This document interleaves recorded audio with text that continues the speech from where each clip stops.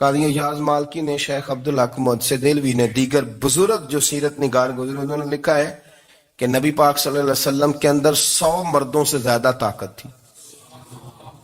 100 مردوں سے زیادہ طاقت. اب جو بات کہنے لگا ہوں، جو نتیجہ دینے لگا ہوں، اس پر خاص توجہ آپ فرمائیں گے.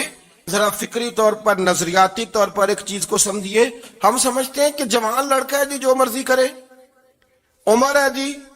آپ ذرا بات پر غور کیجئے گا کہ حضور صلی اللہ علیہ وسلم میں طاقت 100 مردوں سے زیادہ ہے اور حیا کواری لڑکیوں سے بھی زیادہ ہے. ذرا اس بات کا تقابلی جائزہ کیجئے گا کہ طاقت 100 مرد سے زیادہ ہے لیکن حیا کواری لڑکی سے بھی زیادہ ہے. اس کا معنی یہ ہوا کہ جس ٹہنی کو پھل زیادہ لگ جاتے ہیں وہ جھکا کرتی. تو حیا تو حسن ہے، حیا تو آپ کو پاک صاف کرے گا، حیا تو آپ کو نرالا کرے گا، انوکھا کرے گا. وہ ہمارے ایک دانشور ہیں، انہوں نے مضمون لکھا، کئی باتیں بڑی پسند آتی ہیں. وہ کہتے ہیں کہ میری اہلیہ، ان کو بھی کسی نے مس گائیڈ کر دیا تھا، حالانکہ اچھی خاتون ہے، کسی نے مس گائیڈ کر دیا. تو وہ بھی سماجی اور ویلفیئر، اور یہ خواتین کو شوق ہوتا نا بننے کا، تو وہ بھی سماج کے اندر اچھا مقام تلاش کرنے کے موڈ میں آ گئی. تو کہیں ایک دن جانا تھا تو بڑی بن سور کے میرے ساتھ وہ گاڑی میں بیٹھ گئی. تو میں گاڑی میں، عورتوں کو یہ بھی مسئلہ ہوتا ہے نا کہ ہماری تعریف کرو، تو کئی دفعہ بعد مردوں بیچاروں کو جھوٹ بولنا پڑتا ہے، تو زبردستی کراتی ہیں نا جی. تو اس میں گنجائش بھی دی ہے شریعت نے گنجائش دی ہے کہ کبھی بیوی کو راضی کرنے کے لیے خلاف واقعہ بات کرنی پڑے تو کر لینی چاہیے. تو وہ کراتی بھی ہیں. 3 موقع پر خلاف واقعہ بات کرنے کی اجازت ہے. واقعے کے خلاف بھی آپ بات کر سکتے ہیں، جنگ کے موقع پر 2 لوگوں کو صلح کرانے کے لیے اور بیوی کو راضی کرنے کے لیے کر لیں کوئی ایسی بات، بے شک اپنی طبیعت پہ جبر کر کے کر لیں، گنجائش ہے، اجازت ہے. تو وہ کہتے ہیں جب وہ گاڑی میں میرے ساتھ بیٹھی بن سور کے، تو وہ تقاضا کرنے لگی کہ میں نے بڑے اچھے کپڑے پہنے ہیں پر آپ نے توجہ نہیں کرائی. وہ سیانا بندہ تھا، وہ چاہ رہا تھا کہ میری خاتون سمجھ جائے. وہ کہتے ہیں مجھے پتا تھا کہ بیچاری مس گائیڈ ہو گئی ہے، دل کی بڑی اچھی ہے، سیانی ہے، لیکن اس کو کچھ خواتین نے، کچھ لوگوں نے مل کے اس کو ذہن غلط کر دیا ہے کہ سماج میں نکلو، باہر جاؤ، کام کرو، فلاں کرو، اپنی مرضی سے جیو. تو میرے ساتھ گاڑی میں بیٹھی کہیں جانے کے لیے، تو مجھ سے کہنے لگی کہ آپ نے میری طرف توجہ ہی نہیں کی، آپ نے کوئی ذکر ہی نہیں کیا کہ میں کیسی لگ رہی ہوں. تو کہتے ہیں میں نے اسے کہا کہ اگر تو ناراض نہ ہو تو پھر میں صحیح والی تعریف کر دوں. تو اس نے کہا کہ آپ کر دیں. تو کہتے ہیں میں نے درد سے اور خلوص سے اپنی بیوی سے کہا، خلوص کے ساتھ. میں نے کہا میں تو روز گھر ہوتا ہوں، روز شام کو گھر ہوتا ہوں، اگر تو میرے لیے تیار ہوتی تو میں تیری تعریف کرتا، لیکن آج تو باہر جانے کے لیے تیار ہوئی، تو پھر ان سے تعریف کی امید رکھ جن کے لیے تو نے تیاری کی ہے. میرے لیے تیاری کرتی تو میں تو ہر شام تیرے پاس ہوتا ہوں. کہتے وہ میرے لفظوں میں درد تھا تو وہ بھی رو پڑی اور کہنے لگی آپ گاڑی روک دیں، مجھے باہر جا کے کسی کو راضی نہیں کرنا، میں نے اسے راضی کرنا ہے جس کو رب کریم نے میرا شوہر بنایا ہے اور میرے لیے منتخب کیا ہے میرے ماں باپ کو. میں واپس لوٹتی ہوں. یہ ایک پہلو ہے سلگتا ہوا، اس کو سمجھا جائے. رسول کریم صلی اللہ علیہ وسلم عرب کی کواری لڑکیوں سے زیادہ حیا والے تھے. کواری لڑکیوں سے زیادہ حضور حیا فرمایا کرتے تھے. جب خانہ کعبہ کی مکہ شریف میں تعمیر ہو رہی تھی نا، اہل عرب اس کو تعمیر کر رہے تھے، تو نبی پاک صلی اللہ علیہ وسلم اپنے چچا حضرت عباس کے ساتھ خانہ کعبہ کی تعریف میں مصروف تھے. تو عرب کے لوگ چونکہ لمبا کرتا پہنتے تھے پیروں تک، تو نیچے اگر کسی وقت کوئی چیز نہیں بھی ہوتی تھی تو کسی کو وہ نظر نہیں آتی تھی، چونکہ پردہ رہتا تھا، لمبا کرتا پہنا ہوا ہوتا تھا. تو جب بچے، سرکار کی عمر مبارک بھی ابھی تھوڑی تھی، تو اس طرح بچے جب نکلتے تو وہ کئی دفعہ اپنی تہمت اتار دیتے نیچے سے، اور کوئی مزدوری کرنے لگتے تو 3-4 طے کر کے تہمت کی کندھے پہ رکھ لیتے. جس طرح کبھی دیہاتوں میں لوگ کپڑا سر پہ رکھتے تھے کہ اوپر اگر کوئی وزنی چیز رکھیں گے تو وہ تکلیف نہیں دے گی. نبی پاک صلی اللہ علیہ وسلم بھی سب لوگوں کے ساتھ خانہ کعبہ کی تعمیر میں شامل تھے. تو حضرت عباس رضی اللہ تعالیٰ عنہ نے کہا حضور سے، ابھی اعلان نبوت بھی نہیں فرمایا تھا، بھتیجے آپ بھی تامد اتاریے. یہ صحیح مسلم میں حدیث موجود، اور اس کو کندھے پہ رکھ لیجیے، آپ اینٹیں اٹھا اٹھا کے لا رہے ہیں تو ذرا آپ کو تکلیف نہیں ہوگی. تو سرکار دو عالم صلی اللہ علیہ وسلم سے یہ بات کہی، اور پھر جلدی سے حضور کی تہمت کو نکال کے نا، حالانکہ لمبا کرتا پہنا ہوا ہے، تو وہ جیسے ہی ان کے کندھے پہ رکھا اینٹیں رکھنے کے لیے، تو سرکار تو زمین پہ گر گئے، بے ہوش ہو گئے، آنکھیں آسمان کی طرف. اور پھر حضور پکار رہے ہیں، آزاری آزاری آزاری، میرا تامت دے دو، میرا تامت دے دو. کبھی کوئی شخص اس وجہ سے بھی بے ہوش ہوا ہے کہ میرے وجود سے کپڑا اتر گیا ہے؟ حالانکہ سرکار پر وہ بے ہوشی بھی نبی پاک کا وہ جو غلبہ ہے نا شرم و حیا کا، اس کی وجہ سے ہوئی. ورنہ تو حضور فرماتے ہیں کہ میری آنکھیں سو جاتی ہیں، دل تو میرا اس عالم میں بھی جاگتا رہتا ہے. تو سرکار زمین پہ تشریف لے آئے، آنکھیں میرا تامت دے دو، میرا تامت دے دو. تو جلدی سے انہوں نے تامت دیا تو حضور نے باندھ لیا. پھر طبیعت مبارک میں تسلی ہوئی.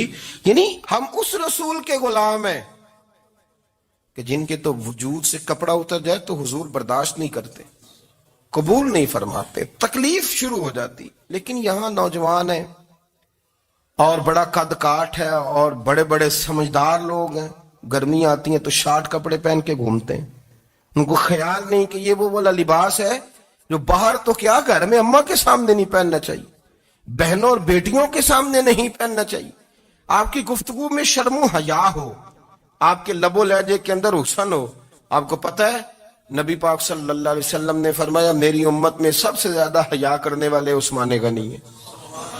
عثمان غنی سب سے زیادہ حیا کرنے والے. آپ فرمایا کرتے تھے جب سے حضور کا چہرہ دیکھا ہے میں نے کبھی اپنی شرمگاہ بھی نہیں دیکھی، میں نے آنکھوں کا وضو نہیں توڑا، اور جب سے حضور کے دست مبارک میں نے بیعت کے لیے سیدھا ہاتھ بڑھایا تو پھر سیدھا ہاتھ میں نے کبھی گندگی کو نہیں لگایا. حیات. آپ باتھ روم کے اندر بھی غسل فرماتے تھے تو کپڑوں سمیت کرتے تھے. کسی نے کہا حضرت جی واش روم کے اندر کیوں نہیں کپڑے اتارتے؟ آپ فرمانے لگے باہر بندوں سے حیا کرتا ہوں، اندر جاتا ہوں تو رب سے حیا آنی شروع ہو جائے، وہ تو دیکھ رہا ہے نا. تو میں جو بات آپ کی خدمت میں عرض کرنا چاہتا ہوں اس کو آپ سمجھیے گا میرے عزیز، کہ شرم والا مزاج، گفتگو بھی شرم والی، آنکھیں بھی شرم والی، لباس بھی شرم والا، دوستی یاری بھی شرم والی، بہت ساری ایسی باتیں. دیکھیں نا آپ ذرا، میں نے کہا کہ باتوں کو سن کے گزر نہ جایا کریں، اس کی گہرائی پر غور کریں. حضور علم کا سمندر ہے، سرکار سے زیادہ علم دنیا میں کسی کے پاس موجود نہیں ہے، اور صحابہ کو موقع ملا ہوا ہے اس سمندر سے فیض لینے کا. لیکن ان کی حالت یہ ہے کہ حضرت علی المرتضیٰ فرماتے ہیں 14 دن گزر جاتے، حضور سے کوئی سوال پوچھنا ہوتا تھا پر میں شرم کے بارے نہیں پوچھ پاتا تھا. 14 دن بخاری شریف میں موجود ہے. ایک دن نبی پاک صلی اللہ علیہ وسلم نے پوچھا صحابہ سے کہ وہ کون سا درخت ہے جس کے پتے نہیں گرتے، اور وہ درخت اس طرح ہے جس طرح مومن ہوتا ہے. وہ درخت میرے مومن کی طرح بتاؤ. حضرت عبداللہ ابن عمر فرماتے مجھے پتا تھا کہ وہ کھجور کا درخت ہے، لیکن چونکہ ابو بکر صدیق بھی بیٹھے ہیں، عمر فاروق بھی بیٹھے ہیں، مولا علی بھی بیٹھے ہیں، عثمان غنی بھی بیٹھے ہیں، اتنے جید لوگ بیٹھے ہیں، تو مجھے حیا آتی تھی کہ میں کیوں جواب دوں. کہتے سرکار نے کئی دفعہ پوچھا، لوگوں نے کئی اور درخت بتائے، پر فرمایا تمہارا جواب درست نہیں ہے. آپ حیا کے اس پہلو پر غور کریں کہ سوال کا جواب آتا ہے. سوال کا جواب، یعنی مجھے سوال کا جواب آتا اور پھر میں دوں نہ، مجھے بدعزمی نہ ہو جائے گی. یہ کیسے ممکن ہے کہ میری رات گزر جائے، مجھے پتا بھی تھا اور میں نے بتایا نہیں. بہت سارے لوگ آ کے بہت ساری باتیں بتاتے ہیں، بہت ساری باتیں وہ سمجھاتے ہیں، تو ہم غور سے ان کا چہرہ دیکھنے لگ جاتے ہیں، کہتے ہیں یار اس کا تو دعویٰ تھا کہ میں سمجھنے آتا ہوں، تو یہ تو ہمیں سمجھا رہا ہے. چلو الحمدللہ ہم سمجھنے کو تیار ہیں. لیکن میرے عزیز پتہ بھی ہے جواب کا، علم بھی ہے، لیکن فرماتے ہیں میری حیا نے مجھے اجازت نہ دی کہ میں جواب دوں. آپ فرماتے ہیں پھر حضور سے صحابہ نے عرض کی کہ یا رسول اللہ آپ ہی بتا دیں وہ درخت کون سا ہے. تو حضور نے فرمایا بھئی وہ کھجور کا درخت ہے. تو آپ فرماتے ہیں میں دل ہی دل میں کہہ رہا تھا کہ الحمدللہ میرا جواب درست ہے. حالانکہ میں نے جواب دیا ہی نہیں. تو لفظوں میں حیا، جملوں میں حیا، آنکھوں میں حیا، اٹھنے میں حیا، بیٹھنے میں حیا، چلنے میں حیا ایک خوبصورت حسن ہے. اور نبی پاک صلی اللہ علیہ وسلم نے فرمایا جب تو بے حیا ہو جائے نا پھر تو آزاد ہے، پھر تو جو مرضی کا، پھر تو جو. اس لیے بزرگ جب کسی کو بے حیا کہتے تھے نا،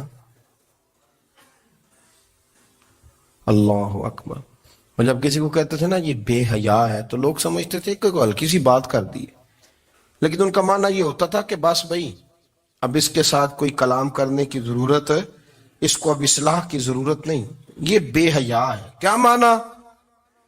کہ اب یہ جو اس کے دل میں آئے گا وہ کرے گا، جو اس کی طبیعت چاہے گی وہ کرے گا، اب یہ کسی پہلو بھی قابو آنے کو تیار ہے.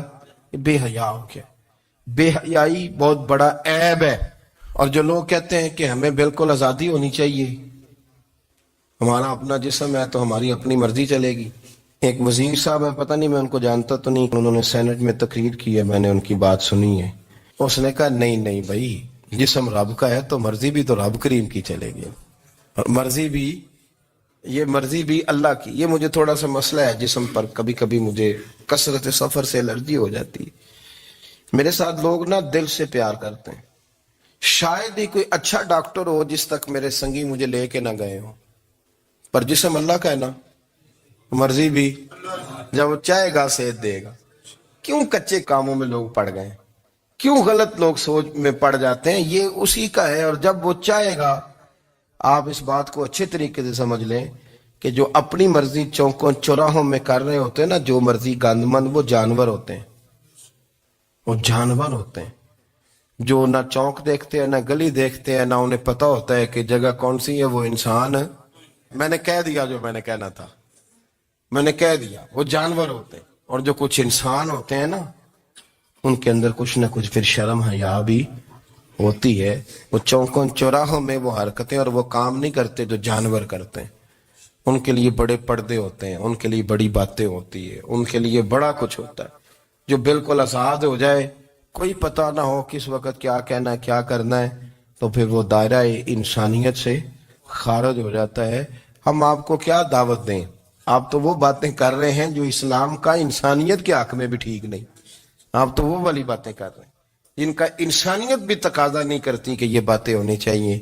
لیکن ایک بات، میں تو جذباتی نہیں ہوتا، میں بڑے غور سے چیزوں کو دیکھتا ہوں، سنتا ہوں. اور نہ میں ان موسمی مینڈکوں کی، وہ مجھے رات ایک صاحب کہنے لگے جی بڑے بڑے مولوی ایک بندے کے ساتھ بیٹھے ہوئے ہوتے تھے اور وہ روزے میں بڑے بڑے درس دیتا تھا تو وہ بھی فلانی حرکتیں کر رہا ہے. تو میں نے کہا ہم نے تو پرانا کہا تھا کہ موسمی مینڈک ہے، تو پرانے کہہ رہے ہیں کہ اداکار ہے. تو وہ جہاں کاسٹ کریں گے وہاں وہ اداکاری کرے گا. آپ کسی مذہبی جگہ کر لیں تو وہاں کر لے گا، کہیں اور جگہ کریں گے تو ہم تو پرانا کہہ رہے ہیں. تو کسی کو کبھی سمجھ آتی ہے تو کسی کو کبھی اور جگہ جا کے سمجھ آتی ہے. ہم ان لوگوں سے پریشان نہیں ہوتے. کیوں؟ سن لیں، کوئی مایوسی نہیں. ان کے اندر جتنا زور ہے وہ لگائیں. یہ ملک بنا ہے رسول اللہ کے نام پہ، یہ اللہ نے تحفہ دیا ہے امت مسلمہ کو. یہ نبی پاک کے نام پہ بنا ہے تو یہاں جھنڈا بھی وہی والا بلند ہونا ہے جو مدینے والے رسول کا جھنڈا ہے، اور یہاں وہی کام چلے گا جو نبی پاک نے بیان فرمایا. تو اس طرح کئی لوگ آتے ہیں، وہ شور شار کرتے ہیں، چلے جاتے ہیں. اتنے نہ پریشان ہوا کریں. بہت سارے لوگ تو بیچارے اس قابل بھی نہیں ہے کہ ان کا نام لیا جائے. مطلب اتنا ہم ان کو اہمیت دے دیں، ان کا ذکر کریں، ان کا نام لیں، ان کی بات کریں، وہ بیچارے اس قابل ہی نہیں ہے. مطلب سٹیٹس ہی نہیں ہے ہمارا. اتنے فارغ ہیں ہم کہ اب جو بندہ آئے گا کہانی چھیڑے گا تو ہم چھیڑ جائیں گے. اور بھائی اللہ کا فضل ہے الحمدللہ تعالی، لوگوں نے بڑا شور کیا اور بڑے زمانے سے دنیا شور کر رہی ہے، پر اللہ کے گھر مسجدیں بھری ہوئی ہیں. یہ جو بچیوں کو بچے مس گائیڈ کرتے ہیں، انہیں بڑے بڑے خواب دکھاتے ہیں، وہ بیچاری ماں باپ کو چھوڑ کے، بہن بھائی کو چھوڑ کے اس کے ساتھ شادی کرتی ہے. پھر جو اس کا بعد میں حشر ہوتا ہے، آپ ادلیاں نو سردار پہن تکے تے شرما والیاں نو جھوٹے ڈولیاں دے. پھر وہ بیچاری ماں باپ رکھتے نہیں، وہ ظلم کرتا ہے تو کتنی بڑی تکلیف میں وہ بچی آ جاتی. نازک شیشی ہوتی ہے نا تو ٹوٹ جاتی. یہی حال اب جدید خواتین اور یہ جو کچھ اینکر پرسن ہیں، یہ اصل میں نا یہ آپ کو سیاست سکھاتے ہیں، لیکن یہ مادر پیدر آزاد لوگ ہیں، بالکل آزاد۔ یہ تو علماء شور نہ کریں، بات نہ کریں، گفتگو نہ کریں، مشائخ بات نہ کریں، اور یہ جو کچھ سنجیدہ اور دینی طبقہ ہے یہ کوئی شور نہ کرے، یہ تو روڈوں پہ ننگے ہو کے آ جائیں معاذاللہ۔ خوفناک نظریہ رکھتے ہیں یہ لوگ۔ عورت کو کہتے ہیں تیرے حقوق ہم تجھے لے کے دیں گے، مثلاً وہ کون سا حق ہے جو تم نے لے کے دینا ہے؟ میرے نبی کریم صلی اللہ علیہ وسلم اس کو بیٹی بھی بنایا ہے، اس کو بہن بھی بنایا ہے، اس کو ماں بھی بنایا ہے، اسے بیوی کا عالی شان رتبہ بھی عطا فرمایا ہے۔ اور چونکہ بیٹی کا بھی حق بڑا بیان کیا جاتا ہے، بہن کا بھی، ماں کا بھی، اور بیوی کے معاملے میں لوگ سمجھتے ہیں کہ زیادہ بات نہیں کرنی چاہیے، شاید مسئلہ خراب ہو جائے۔ حالانکہ نبی پاک صلی اللہ تعالی علیہ وسلم نے بیوی کے بارے میں پتہ کیا فرمایا؟ فرمایا جب تم نکاح کر لیتے ہو تو اپنا ایمان محفوظ کر لیتے ہو۔ اب میں اس کی شرح نہیں کرتا، اب خود کر لیجئے گا کہ وہ ایک ایسی شخصیت ہوتی ہے کہ جس کی موجودگی میں آپ کا ایمان محفوظ ہے۔ اب میں نہیں سمجھتا کہ اس سے بڑی بات کوئی اور ہو سکتی ہے، جس کی موجودگی میں آپ کا ایمان، اور بھئی یہ حدیث پاک عرض کر رہا ہوں، نکاح جب کوئی کر لے تو اس نے اپنا ایمان مکمل کر لیا۔ اس کا معنی یہ ہوا کہ آپ کا ایمان محفوظ ہے اس کی موجودگی میں، تو اس سے زیادہ بھی، یعنی ایمان سب سے قیمتی چیز ہے نا، تو اس کے محفوظ ہونے کی وجہ حضور نے نکاح بیان کر دی۔ تو اب میرا خیال ہے بیوی اگر کوئی اس سے بڑا حقوق مانگے گی تو بیوقوفی کرے گی۔ اتنا بڑا درجہ نبی کریم نے اسے عطا کر دیا، اتنا بڑا مقام دے دیا کہ تو خامند کے ایمان کے محفوظ ہونے کا ذریعہ بن گئی ہے۔ عورت کو جو حقوق رسول کریم صلی اللہ تعالی علیہ وسلم نے عطا فرمائے، نبی پاک نے جو حقوق دیے، دیکھیں نا، حضرت عبداللہ ابن عمر رضی اللہ تعالیٰ عنہ کی اہلیہ بیمار تھی، تو جلدی جلدی سے وہ آئے، تو جب بہت جلدی ہو، سفر بڑا شدید تھا، تو آپ نے جلدی سے نماز ادا کی، جلدی سے چلے۔ آپ کے خادم کہنے لگے حضور خیریت ہے؟ فرمایا میری بیوی بیمار ہے۔ تو اس نے عرض کی حضور آپ کی اہلیہ بیمار ہے، تو آپ نے نماز بھی جلدی سے پڑھی، سفر بھی جلدی جلدی کیا۔ تو فرمانے لگے یہ وہ چیزیں ہیں جو ہمیں مدینے والے رسول نے سکھائی۔ آپ اس کیفیات کو سمجھیں کہ حضور صلی اللہ علیہ وسلم نے درس دیا۔ اور پھر ایک اور بہت بڑی بات، یہ فضیلت کسی اور کو نہیں دی، جو عورت کو حضور نے فضیلت دی، یہ فضیلت کسی اور کو نہیں دی۔ کبھی حضور نے فرمایا کہ تمہارا ابا تمہارے ساتھ بہت سخت رویہ کرے تو تم نے اس کو اس سختی پر داد دینی ہے؟ فرمایا چلو اگر وہ زیادتی بھی کرے تو تم نے اس کے ساتھ سلوک اچھا ہی کرنا ہے۔ لیکن آپ ایک بات کو سمجھے نا کہ بچے کے بارے میں، بیٹے کے بارے میں، بیٹی کے بارے میں فرمایا 10 سال کے ہو کے نماز نہ پڑھے تو سختی کرو، تمہارا ڈنڈا بھی لٹکنا چاہیے۔ بہت ساری جگہوں پہ بہت سارے لوگوں کے لیے سختی کا حکم دیا، لیکن عورت کے لیے حضور نے جو جملے کہے، اصل میں ہم سمجھتے ہیں کہ یہ ایک بات ہے، مشہور ہو گئی ہے روایت حدیث، تو بس اس کے پس منظر پر اور جملوں کے حسن پر شاید معاذ اللہ غور کرنے کی ضرورت نہیں۔ ذرا اس لفظ کی تاثیر پر غور کریں۔ حضور نے فرمایا عورت ٹیڑھی پسلی سے پیدا کی گئی ہے، یہ ٹیڑھی ہے، کو سیدھا کرنے کی کوشش کرو گے تو ٹوٹ جائے گی۔ تو حضور پھر ہمارے لیے حکم کیا ہے؟ فرمایا جیسی ہے تم اسی کے ساتھ نبھا کرو۔ آپ سمجھیں کہ اتنا محفوظ حضور نے درجہ دے دیا بی بی کو، اتنا محفوظ کہ فرمایا غلطی بھی ہو تو میرے غلاموں تم اس کے ساتھ نبھا کرو، گزارا کر لو۔ کو کیا اور حق چاہیے عورت کو، جس کو اس کی غلطیوں سمیت نبی پاک نے قبول کرنے کا حکم دے دی کہ اس کی کمزوریوں سمیت قبول کر لو۔ اب اس کو اور کیا کوئی کمزوریوں سمیت قبول کرتا ہے؟ کبھی آپ دکان پہ بیٹھے ہو تو آپ کہیں بھی اس میں یہ بھی غلطی، میرے مال میں یہ بھی کمزوری ہے، یہ بھی کمزوری ہے، یہ بھی کمزوری ہے، تو کر لے قبول؟ کرتا ہے کوئی؟ کوئی شخص ایسا ہو جو کسی چیز کی کمزوریاں بیان کر کے کہ اسے قبول کرو؟ پر رسول کریم صلی اللہ تعالی علیہ وسلم نے نا ہمیں سبق دیا، حضور نے ہمیں درس دیا، نبی پاک نے ہمیں پیغام دیا۔ فرمایا یہ ٹیڑھی ہے، سیدھی کرنے کی کوشش کرو گے تو بیچاری ٹوٹ جائے گی، تو اس کے ساتھ نبھا کر جاؤ۔ آپ میری بات کو سمجھیے گا۔ چلے میں اس پر ایک اور بخاری مسلم کی حدیث پڑھتا ہوں. حضرت سلمان فارسی رضی اللہ تعالیٰ عنہ اور حضرت ابو دردہ کے درمیان بھائی چارہ تھا. مکے سے مدینے جب لوگ آئے تو حضور نے بھائی بھائی بنایا تھا.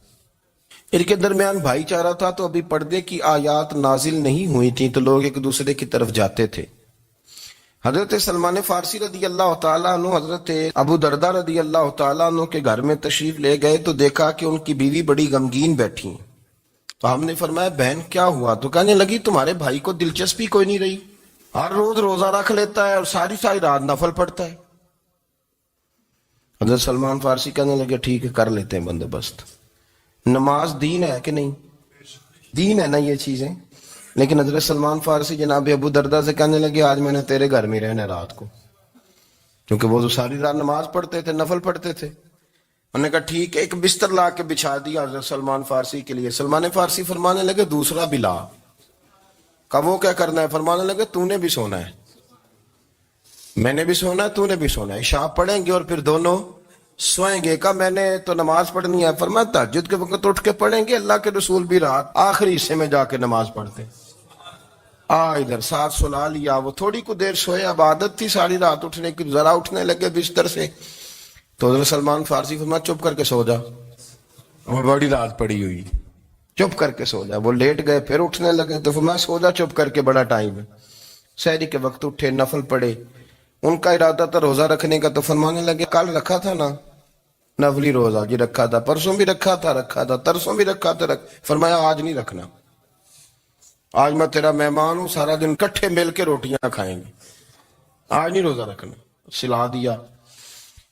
اب حضرت ابو دردہ رضی اللہ تعالیٰ عنہ کہہ تو کچھ نہ سکے، پر کہنے لگے سلمان تم پتہ تم کیا کر رہے ہو؟ نہ تم نے مجھے رات اٹھ کے زیادہ نفل پڑھنے دیے، سویرے روزہ نہیں رکھنے دیا. تو حضرت سلمان فارسی کہنے لگے کوئی لمبی بات تو نہیں نا، چلتے ہیں نا ابھی فجر میں مسجد نبی میں، تو نبی پاک کو بتاتے ہیں.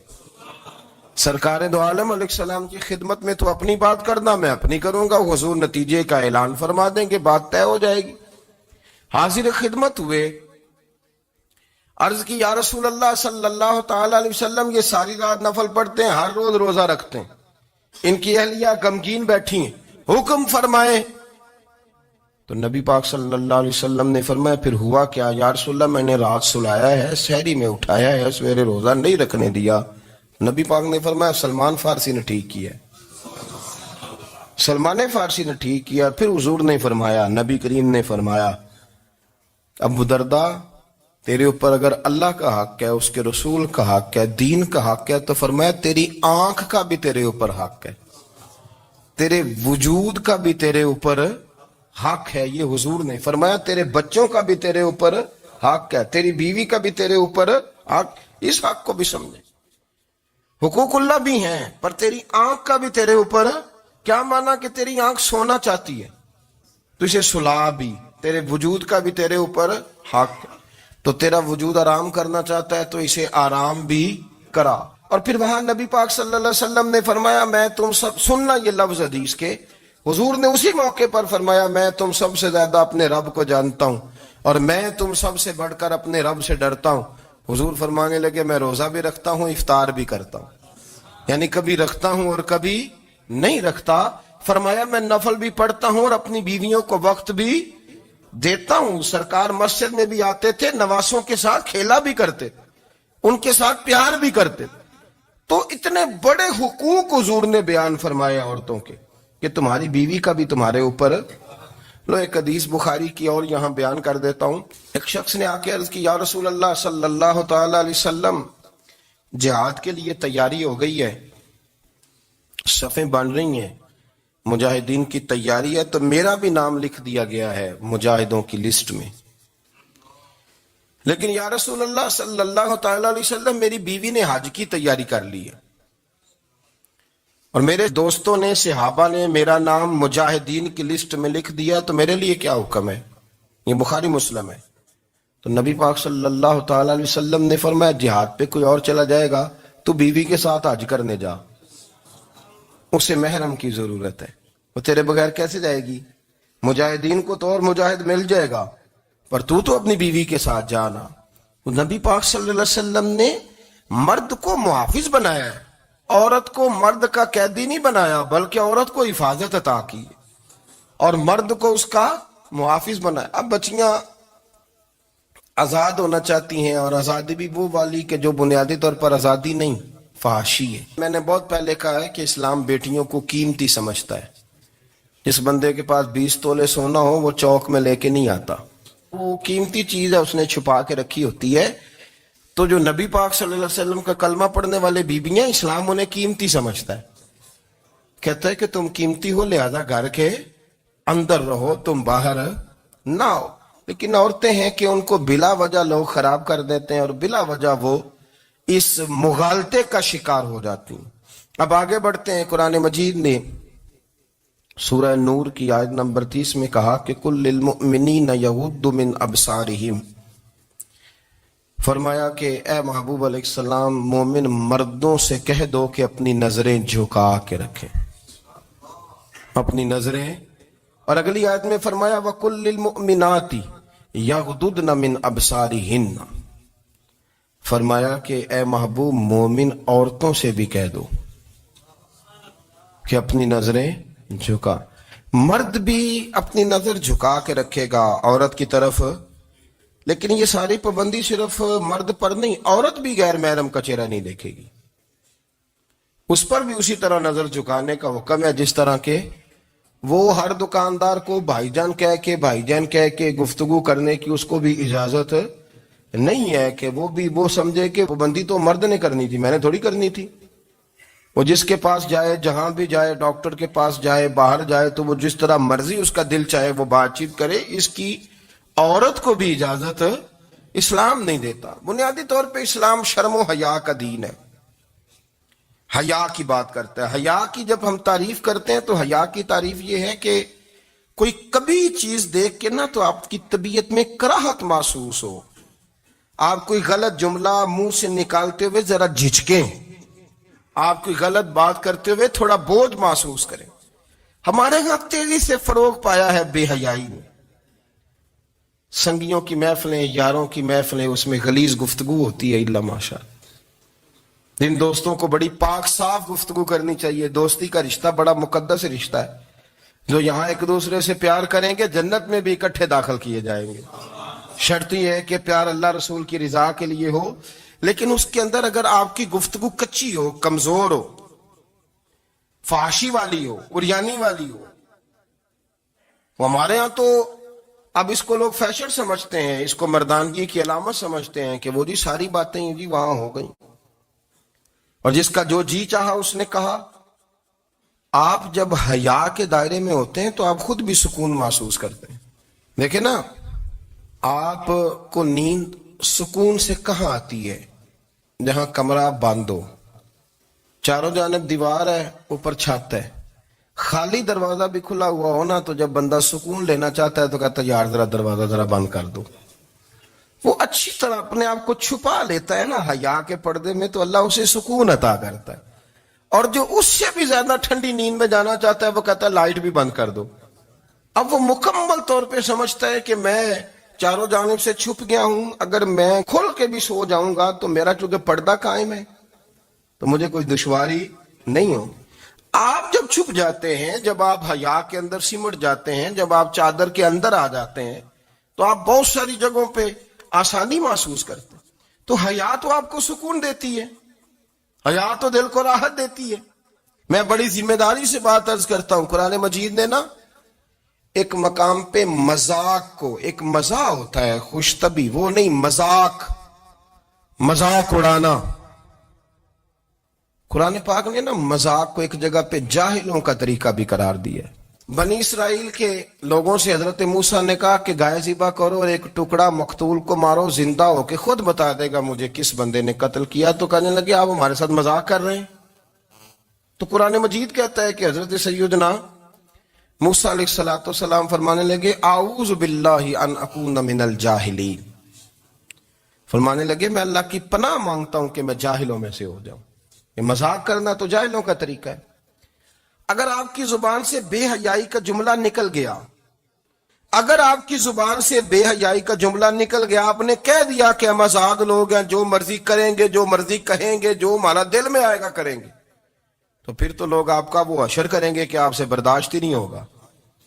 جس کا لوگ مذاق بنا لیتے ہیں اور جو مذاق بن جاتا ہے پھر اسے کوئی جینے دیتا ہے. آپ حیا کی چادر میں چھپیں گے تو بچیں گے. اگر آپ نے اپنا مذاق بنوا لیا یہ کہہ کے کہ میں نے مرضی کرنی ہے، پھر یاد رکھنا چھپنے کو جگہ نہیں ملے گی، پھر تکلیف میں آ جائیں گے، پھر بہت بڑی اذیت کا شکار ہو جائیں. شرم و حیا، عرب کے اندر جو کنواری لڑکیاں تھیں ان میں بڑی حیا ہوتی تھی. الحمدللہ میں بڑے فخر سے کہتا ہوں کہ میرے پنجاب کی، میرے پاکستان کی بیٹیاں بھی 20 دفعہ ان کا ابا کہے تیری شادی کرنی ہے تو وہ آنکھ نہیں اٹھا پاتی آج بھی. یہ تو وہ چند لوگ ہیں جو کہتے ہیں ہم ہائی کلاس ہو گئے، ہمیں نہیں پتا کہ وہ روشن خیال ہو گئے ہیں کہ روغن خیال ہو گئے، پتہ نہیں کدھر چلے گئے. ورنہ ہماری بیٹیاں آج بھی جب ان سے ان کا باپ، ان کی ماں بات کرتی ہے تیری شادی کی تو وہ تو شرم کے ساتھ پچھلے سے پچھلے کمرے میں چھپتی ہیں. یہ اللہ نے فضل کیا ہوا ہے اس ملت پر. تو عرب کی لڑکی بڑی حیا والی ہوتی تھی، اس سے کوئی بات کرنی پڑتی تھی تو 20 دفعہ بات کی جاتی، پھر بھی وہ عورت چھپتی پھرتی تھی. حضرت عائشہ صدیقہ رضی اللہ